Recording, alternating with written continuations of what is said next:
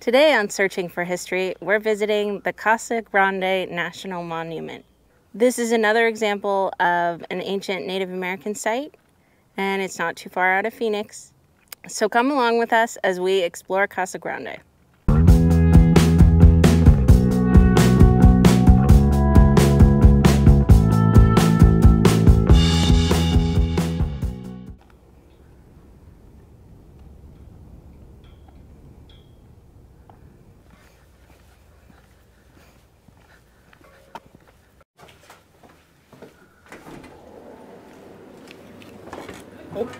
Hello.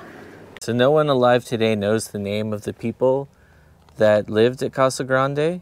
Archaeologists today use the term Hohokam to label the culture that flourished in this area from 1500 years ago to 550 years ago. Apparently, the people who used to live in this location left suddenly around 560 years ago.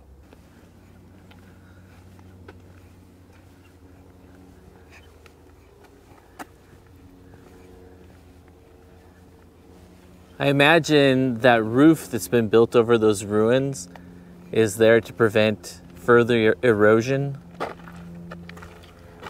In 1889, Congress voted to protect Casa Grande ruins from vandalism and looting. The wooden beams and metal rods you see today were installed in 1891 to brace up some of the walls. Casa Grande is the nation's first archaeological preserve. Eusebio Francisco Kino was the first European to see and document these ruins in 1694, and he named it Casa Grande. So I believe this site was one of the ones that benefited from numerous irrigation canals, and so they had lush, well-watered fields of corn, beans, squash, and cotton. So they had a lot of wealth and security at this location. Because they had such numerous basic resources, they were able to develop a really quite complex culture around artisan products and crafts.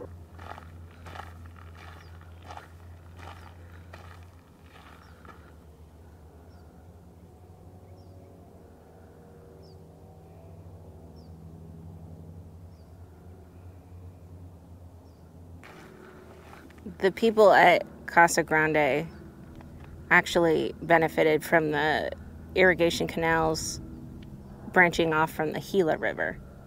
See here, you can see a canal coming off the Gila River system and down to Casa Grande, and then they have several more coming up and then coming down from this way. So they have several irrigation canals all around Casa Grande. One thing we noticed driving down here is modern farmers are actually growing corn, probably in the same place that ancient people were growing maize. I think they would have been pretty shocked at the size of our maize, though. Yeah, it's like over 10 times the size.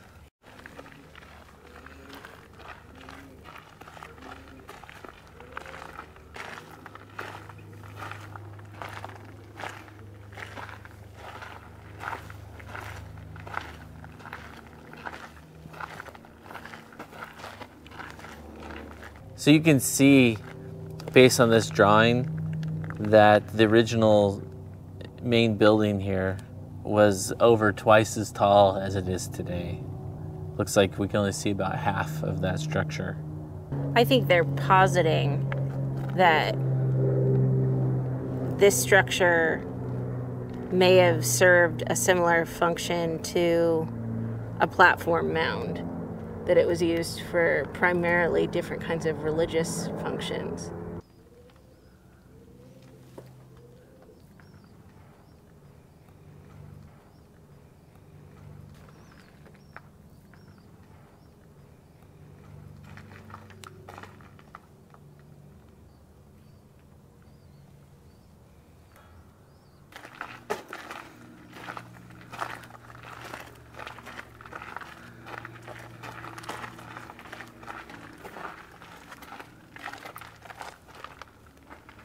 Oh, unfortunately, there's graffiti.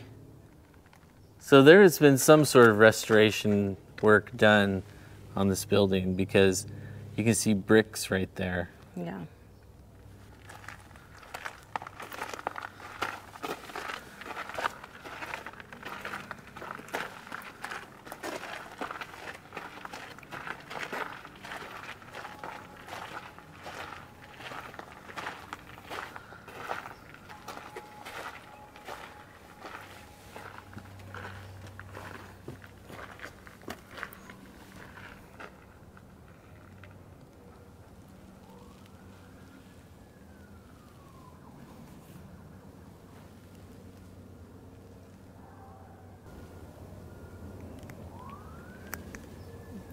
You definitely would have to kneel to get into the interior spaces. Yeah.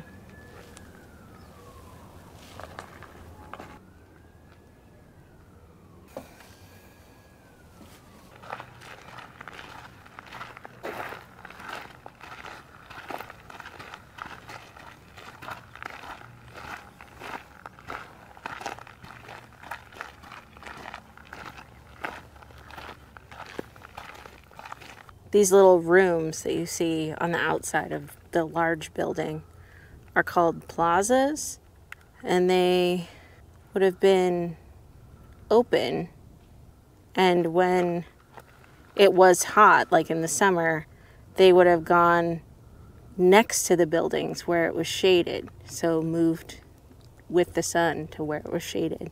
Or they worked under open weave wood and brush overhead shelters. And they used these rooms for a variety of things, also for family sleeping quarters, storage, and for ceremonies. Some of the rooms did have ceilings, Yeah. because it's saying the only way you could enter through some rooms was through a hatch in the ceiling, and you would descend via a ladder. I would imagine that some of those would have been used for storage, because those rooms would have been the most cool if they had been made out of adobe. And they were. And they were. Farming in this part of Arizona started 4,100 years ago with corn. Over the centuries, travelers brought in beans, squash, gourds, pumpkins, tobacco, and cotton. Oh, yeah. So what we're seeing here is the ball court.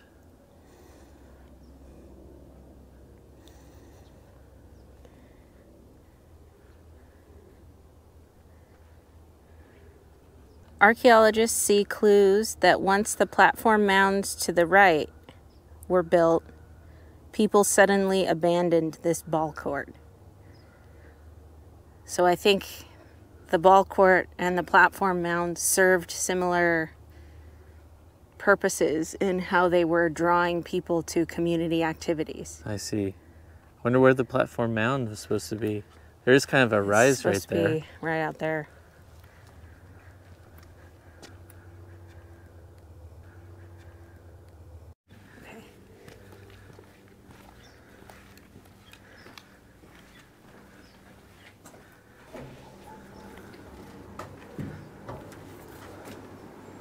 So here's an example of the shell jewelry. And this shows evidence that they were trading with people as far west as California. That one up there on the upper left, I mean, that looks like that would have come from the Pacific Ocean. Yeah. Here's different examples of jewelry making. You see the small stone beads. These are the tools they used for smoothing and shaping the shells into various forms. Yeah, abrading stones. So what they have here is an example of a petroglyph showing a desert bighorn sheep. So here they're showing the process of creating a bowl, the various stages, with the finished bowl at the end here. The Hohokam people used two different methods to shape pottery, but they both were a kind of coil and scrape method. So it's two variations on the coil and scrape method. Yes. And it looks like this stone tool, they call it anvil, is used to kind of press the clay into the shape. Yes, in one of the methods that anvil is used. So here's examples of trade items found at Casa Grande Ruins. So this Tucson polychrome jar fragment is from the Tucson Basin.